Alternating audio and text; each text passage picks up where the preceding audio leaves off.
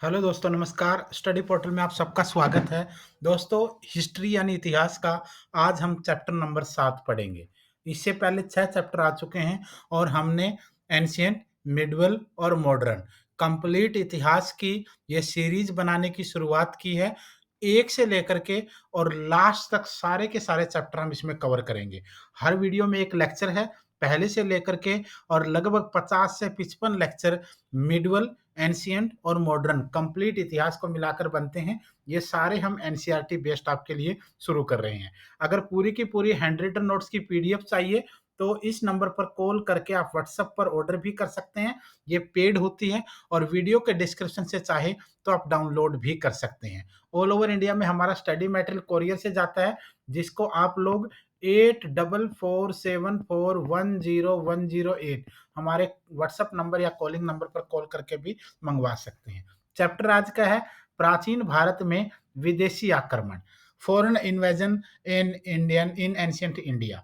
दोस्तों, भारत के ऊपर जितने भी विदेशी आक्रमण हुए, चाहे वो अलेक्जेंडर हो, चाहे चंगेज खान हो, चाहे महमूद गजनवी हो, चाहे गोरी हो, बहुत सारे, चाहे बाबर हो, चाहे तैमूर हो, जितने आक्रमणकारी भारत में आए उनका अलग अलग इतिहास और अलग अलग पीरियड रहा है। तो आज हम प्राचीन भारत पर विदेशी आक्रमणों के बारे में एक बार शुरुआत करेंगे, फिर आगे बढ़ेंगे। सबसे पहले बात आती है ईरान की। ईरानी आक्रमण, जिस समय मगध के राजा अपने साम्राज्य का विस्तार कर रहे थे, उसी समय ईरान के हकमानी शासक भी अपने राज्य का विस्तार कर रहे थे। ये क्वेश्चन ऐसे आता है कि मगध का जो पैरेलल राज्य है, शासक है, वो ईरान में कौन सा था? हकमानी। याद रखना, हकमानी जो शासक हैं वो ईरान के थे और भारत में जब मगध टॉप पर था, वहीं उस समय ईरान में हकमानी साम्राज्य था। भारत पर आक्रमण करने में पहली सफलता दारा प्रथम यानी दारिय बहू को प्राप्त हुई, जो साइरस का उत्तराधिकारी था। भारत पर आक्रमण करने में पहली सफलता किसको मिली? दारा प्रथम को, जिसका दूसरा नाम माना जाता है दारिय बहू, और वो किसका उत्तराधिकारी था? साइरस का उत्तराधिकारी था। दारा प्रथम के 3 अभिलेखों बेहिस्तून, पार्सिपोलिस और नक्शे रुस्तम, ये याद रखना, नक्शे रुस्तम, बेहिस्तून और पर्सिपोलिस, इनसे यह सिद्ध होता है कि उसी ने सबसे पहले सिंधु नदी के तटवर्तीय भारतीय भूभागों को अधिकृत किया था। उसने पंजाब, सिंधु नदी के पश्चिम के क्षेत्रों और सिंधु के कुछ क्षेत्रों को जीतकर अपने साम्राज्य में मिला लिया था। यह क्षेत्र फारस यानी ईरान का 20वां प्रांत या अक्षत्रपी बन गया था। फारस साम्राज्य में कुल 23 प्रांत हुआ करते थे।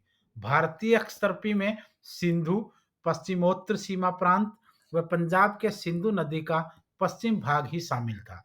ईरानी लिपिकार कातिब भारत में लेखन का एक विशेष रूप लेकर आए थे, जो आगे चलकर खरोष्टी के नाम से फेमस हुआ। ये खरोष्टी आपको याद रखना है, अशोका के अभिलेख आप लोगों को खरोष्टी में मिलते हैं। यह लिपि अरबी की तरह दाईं से बाईं की ओर लिखी जाती थी। पश्चिमोत्तर सीमा प्रांत में ईरानी सिक्के भी मिले हैं, जिनसे ईरान के साथ व्यापार होने का संकेत मिलता है। सिकंदर के आक्रमण के समय भारत के स्वतंत्र राज्य कौन से थे? जब सिकंदर ने आक्रमण किया तो भारत के स्वतंत्र राज्य कौन से थे? तक्षशिला, शूद्रक, पटलेन यानी पाटल, पुरु, आस्पेसियन, निसा, गुरेंस, प्यूरुकेलाइटिस, अस्केनोस, अरसेक्स, संबोस, सोद्राई, अगलसोई, सिबोई, गांधारिस, ग्लोगनिकाय, ओसेडिमोई, मलोई, मेसिकनोस, आवसटनोई, जाथरोई, फेगेला, अद्रेस्तई, अभिसार, कैंथियस, सोपाइटस, मसनई और ऑक्सिकनोस। पंजाब व सिंध के क्षेत्र में 28 स्वतंत्र राज्य उस समय हुआ करते थे। यूनानी आक्रमणों की अगर बात करें तो पहला यूनानी आक्रमण सिकंदर, मैसिडोनिया के अक्षत्रप फिलिप का पुत्र था। सिकंदर के आक्रमण के समय पश्चिमोत्तर भारत अनेक छोटे छोटे राज्यों में बंटा हुआ था, जिनमें कुल राज्य गणतंत्रात्मक एवं राजतंत्रात्मक थे। यानी उस समय गणतंत्र और राजतंत्र ज्यादातर राज्यों में यहाँ था, जिनको अलग अलग जीतना सिकंदर के लिए बिल्कुल आसान था। सिकंदर के बारे में अगर जीवन परिचय के बारे में देखेंगे तो सबसे पहले जन्म हुआ 356 ईस्वी पूर्व में। पिता का नाम था फिलिप द्वितीय, मकदूनिया का राजा था ये। इनको सिंहासन मिला 336 ईसा पूर्व में। 20 वर्ष की उम्र में इनको गद्दी मिली, क्योंकि इनके पिता की मृत्यु हो गई थी। ईरानी युद्ध में व्यस्तता 334 से 330 बीसी तक, ईसा पूर्व तक ये ईरानी युद्ध में व्यस्त रहे। भारत विजय के लिए प्रस्थान इन्होंने 326 बीसी के अंदर किया, और भारत में स्वदेश प्रस्थान इनका हुआ 325 बीसी में। इन्होंने भारत में कदम रखे। भारत में रहने की अवधि की बात करें तो 19 महीने तक ये भारत में रहे, और इनकी मृत्यु 323 ईसा पूर्व में बेबीलोन में हो गई, 32 साल की आयु में। मैं छोटी सी आयु में बहुत बड़े दुनिया के हिस्से को जीत लिया था। सिकंदर यूनान के राज्य मकदूनिया का शासक था, याद रखना। सिकंदर यूनान के राज्य मकदूनिया का शासक था। वह अपने पिता की मृत्यु के बाद 326 336 ईसा पूर्व में गद्दी पर बैठा। इसको थोड़ा-सा आप एक बार रोक लेंगे, क्योंकि कहीं-कहीं थोड़ा बहुत आपको चेंज मिलेगा, वो आप देख लेना। बैठा उसने काबुल व सिंध के मध्य सिकंदरिया सिकंदरिया नामक नगर बसाया। सिकंदरिया नगर बसाया, और भारत में भी नगर बसाए उसने, निकैया और बुफेलाला। सिकंदर के गुरु अरस्तु थे। अरस्तु यूनानी दार्शनिक थे जो प्लेटो के शिष्य थे। उनका जन्म स्टेगेरिया नामक नगर में हुआ था। अरस्तु ने भौतिकी, अध्यात्म, कविता, नाटक, संगीत, तर्कशास्त्र, राजनीति शास्त्र, नीति शास्त्र, जीव विज्ञान सहित कई विषयों पर रचनाएं की, और बहुत सारे विषयों यानी सब्जेक्ट्स के उनको पिता या फादर माना जाता है। सिकंदर ने सिर्फ एशिया माइनर, तुर्की और इराक को ही नहीं बल्कि ईरान को भी जीत लिया। ईरान से वह भारत की ओर बढ़ा। इतिहास के पिता कहे जाने वाले हेरोडोटस और अन्य यूनानी लेखकों ने भारत का वर्णन अपार संपत्ति वाले देश के रूप में किया था, और वहीं इन भारत को सोने की चिड़िया कहा गया था, जिससे वह बहुत ज़्यादा प्रभावित था। इसी वर्णन को पढ़कर सिकंदर भारत पर आक्रमण करने के लिए मोटिवेट हुआ। ईसा पूर्व चौथी सदी में विश्व पर अपना आधिपत्य स्थापित करने के लिए यूनानियों और ईरानियों के बीच बहुत संघर्ष हुए। सिकंदर के नेतृत्व में यूनानियों ने आखिरकार ईरानी साम्राज्य को नष्ट कर दिया, जिसके पश्चात सिकंदर भारत की तरफ आगे बढ़ा। सिकंदर के साथ निर्याकस, अरिस्टोबुलस, ओनोसेक्रिटस जैसे लेखक भी भारत आए, जिन्होंने भारत के विषय में अपने विचारों को लिपिबद्ध किया। ये क्वेश्चन ऐसे आता है, सिकंदर के साथ कौन से लेखक भारत आए? Option number 1 Nearchus, option number 2 Aristobulus, option number 3 Onesicritus, और ऑप्शन नंबर 4 मिलेगा ऑल ऑफ द अबव। ये नाम याद रखना सारे। सिकंदर का भारत पर आक्रमण करने का मूल कारण उसकी धन प्राप्ति की लालसा थी। भारत से धन दौलत लूट कर ले जाना चाहता था। सिकंदर खैबर दर्रे, ये क्वेश्चन पूछा जाता है, सिकंदर कहाँ से भारत आया? सिकंदर की जो एंट्री भारत में हुई वो खैबर दर्रे से होकर हुई थी। उसने अपना पहला आक्रमण तक्षशिला के राजा आम्बी के ऊपर किया, और आम्बी ने बिना युद्ध लड़े हथियार डाल दिए। ये क्वेश्चन बहुत इंपॉर्टेंट माना जाता है कि पहला राजा जिसने उसके आगे घुटने टेके वो आम्बी था, जिसने सबसे मतलब मेन गद्दारों में माना जाता है यार, क्योंकि इसने कुछ भी नहीं किया, बिना लड़े अपने हथियार डाल दिए थे। पोरस के साथ बहुत बड़ा युद्ध हुआ। तक्षशिला का राजा आम्बी और पोरस बहुत फेमस थे वैसे तो, जिनका राज्य झेलम और चिनाब नदी के किनारे पड़ता था। दोनों संयुक्त मोर्चा नहीं बना सके, और न ही खैबर दर्रे पर कोई प्रतिरक्षण प्रणाली बना पाए। तक्षशिला के शासक आम्बी ने सिकंदर के सामने सरेंडर कर दिया। झेलम नदी के किनारे पहुंचने पर सिकंदर का पहला सबसे शक्तिशाली युद्ध पोरस के साथ हुआ। हाइडास्पीज, जिसको हाइडास्पीज कहते हैं, जिसको वितत्सा वितत्सा का युद्ध भी कहते हैं, क्योंकि झेलम झेलम का पुराना नाम वितत्सा है। पोरस और सिकंदर के बीच ये युद्ध हुआ, और इतिहास का सबसे बड़ा युद्ध, भारतीय इतिहास का पहला युद्ध माना जाता है वितत्सा का युद्ध या हाइडास्पीज का युद्ध, जिसमें सिकंदर ने पोरस को हरा दिया था।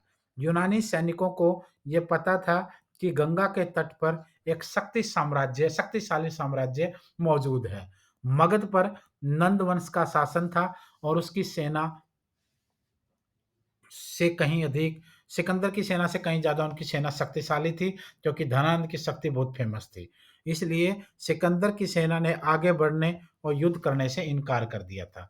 सिकंदर ने दुःख भरे स्वर में कहा था कि मैं उन हारे हुए दिलों में उत्साह भरना चाहता हूँ, जो निष्ठाहीन और कायरतापूर्ण डर से दबे हुए हैं। आप सोचो, किसी सेना के ऐसी सेना जो विश्व विदित सेना बन चुकी हो और वो एक भारत के एक राज्य से डरे और सेना के मुखिया को ये शब्द कहने पड़ जाएँ कि मैं उन दिलों में उत्साह भरना चाहता हूँ, जो निष्ठाहीन हो चुके हैं और जो कायर हो चुके हैं। वह भारत में लगभग 19 महीने रहा। इस दौरान वह हमेशा युद्ध में लगा रहा। भारतीय भूभाग पर सिकंदर की अंतिम विजय पाटल राज्य के विरुद्ध हुई थी। ये क्वेश्चन भी पूछ लेते हैं भाई। सिकंदर ने अपने भूभाग को 3 हिस्सों में बाँट दिया और 3 यूनानी गवर्नरों को सौंप दिया। सिकंदर ने 2 नगर बसाए थे। पहला नगर बुकेफाला, जो झेलम नदी के किनारे, और दूसरा निकैया। बुकेफाला उसने अपने घोड़े की याद में बसाया था, जो झेलम को पार करता हुआ मृत्यु हो गई थी, और निकैया उसने राजा पोरस की बहादुरी को समर्पित किया था। याद रखना, उसने पोरस पर विजय की स्मृति में इसको बनाया था। सिकंदर के आक्रमण के परिणाम देखिए, क्योंकि देखो हर आक्रमण के नुकसान बहुत होते हैं, लेकिन सिकंदर जैसे आक्रमणों के भारत को काफ़ी फ़ायदे भी हुए, क्योंकि कई सारे विदेशों के साथ मार्ग खुल गए, संपर्क खुल गए। विदेशी सेना जब भारत में सिकंदर की आई, तो उनके सैनिकों के पास जो सामान थे, उनसे एक नई कला, चित्रकला और आर्ट, उन चीज़ों का हमें फ़ायदा हुआ। भारत में गांधार कला शैली की भारत में गांधार शैली की कला, जिसका विकास द्वितीय सदी ईसा पूर्व में हुआ, वह यूनानी प्रभाव का ही कारण और परिणाम है। यानी एक तो गांधार कला शैली, ये हमें फ़ायदा हुआ। आक्रमण के परिणाम स्वरूप इन क्षेत्रों में यूनानी उपनिवेश स्थापित हुए। उनमें झेलम के तट पर बोकेफाला और सिंधु के तट पर सिकंदरिया का अधिक महत्व था। सिकंदर के इतिहासकार मूल्यवान भौगोलिक विवरण छोड़ गए, जिसमें उन्होंने सिकंदर के अभियान की तिथि सहित इतिहास लिखा। इससे हमें भारत में हुई घटनाओं का तिथि क्रम, ये सबसे इम्पोर्टेंट है भाई, क्योंकि सिकंदर के जो इतिहासकार थे, वो अपने साथ कुछ ऐसा विवरण छोड़ के गए, क्योंकि भौगोलिक विवरण छोड़ के गए। कहने का मतलब है कुछ घटनाएँ, तिथियाँ, लेखन, कुछ ऐसी चीज़ें छोड़ के गए, जिनसे हमें दुनिया के साथ अपने आप को कनेक्ट करने का मौका मिला। उन्हीं घटनाओं से हमने अपनी डेट्स बनाई, अपनी तिथियाँ बनाई, और आज हम 2021 में वहाँ से पहले बीसी की तरफ चले और फिर एडी की तरफ आए। वहीं से हम लोगों ने पूरी की पूरी तिथि क्रम, यानी डेट वाइज़ जो सीरियल बनाए हमारे इतिहास के, वो वहीं से बने। पश्चिमोत्तर भारत के छोटे-छोटे राज्यों की सत्ता को नष्ट करके सिकंदर के आक्रमण ने इस क्षेत्र में एक शक्तिशाली मौर्य साम्राज्य का मार्ग तैयार कर दिया था। सिकंदर द्वारा जीते गए प्रदेश। सिकंदर ने विजित क्षेत्रों को 4 प्रशासनिक इकाइयों, एडमिनिस्ट्रेटिव यूनिट्स में बाँट दिया और अलग-अलग उत्तराधिकारी नियुक्त कर दिए। सबसे पहले सिंधु व झेलम का भाग। सिंधु व झेलम का भाग तक्षशिला के शासक अम्बी को दे दिया, जिसने सबसे पहले उसकी हार मानी और अपनी सेनाएँ आगे बढ़ने के लिए उसको सौंप दी थी। दूसरा है झेलम व व्यास नदी का हिस्सा, ये राजा उस पोरस को उसने दे दिया। अगला है सिंधु का उत्तरी व पश्चिमी भाग, ये फिलिप को दे दिया, और सिंधु का निचला भाग ये पिथोन को उन्होंने दे दिया था। सिकंदर के इस कार्य ने अप्रत्यक्ष रूप से भारतीय एकता को प्रोत्साहन दिया। कालांतर में चंद्रगुप्त मौर्य ने बड़ी आसानी से इन प्रदेशों को जीतकर अपने साम्राज्य में मिला लिया। इस प्रकार यदि पूर्वी भारत में अग्रसेन उग्रसेन महापद्म मगध के सिंहासन पर चंद्रगुप्त मौर्य का अग्रज रहा, तो पश्चिमोत्तर भारत में सिकंदर स्वयं उस सम्राट का अग्रदूत बना। तो ये कुछ चीजें थी। उसके अलावा सिकंदर के बाद लेखों का विवरण देखिए आप। सबसे पहले डाइमेकस, जिसका समय 298 से 273 रहा। अप्राप्त रचनाएँ, डायनोसियस 284 से 262 अप्राप्त। मेगास्थनीज़ सबसे इम्पोर्टेंट, मेगास्थनीज़ ने जो 305 से 297 ईस्वी तक ईसा पूर्व तक इंडिका नामक पुस्तक लिखी। पोलिबियस 144 से 42 बीसी अप्राप्त। पेट्रोक्लीज 261 से 228 पूर्वी देशों का भूगोल। पेरिप्लस यूनानी 8 से 115 ईसा Periplus of the Erythraean Sea Pliny natural history, Arrian दूसरी शताब्दी सिकंदर का आक्रमण, टालमी दूसरी शताब्दी ज्योग्राफी, स्ट्रेबो दूसरी शताब्दी ज्योग्राफी, एरियन आपका a collection of miscellaneous our history. तो ये कुछ थे भाई एंशिएंट हिस्ट्री का एक और चैप्टर, भारत के ऊपर, प्राचीन भारत पर विदेशी आक्रमण, चाहे यूनानी आक्रमण हो, चाहे आपका ईरानी आक्रमण हो, इन सब का वर्णन आप लोगों को यहाँ देखने को मिलेगा। और इसके अलावा जो दूसरी सबसे इम्पोर्टेंट चीज़ है, हम आप लोगों के लिए हैंड रिटन नोट्स की पीडीएफ लेकर आए हैं। इसको आप लोग फटाफट डाउनलोड कर सकते हैं। ऑल ओवर इंडिया में स्टडी मटेरियल चाहिए तो 8447410108 पर कॉल या व्हाट्सएप पर बात करके ऑर्डर कर सकते हैं। धन्यवाद, सब शुभकामनाएं। चैनल को सब्सक्राइब जरूर कर दीजिए।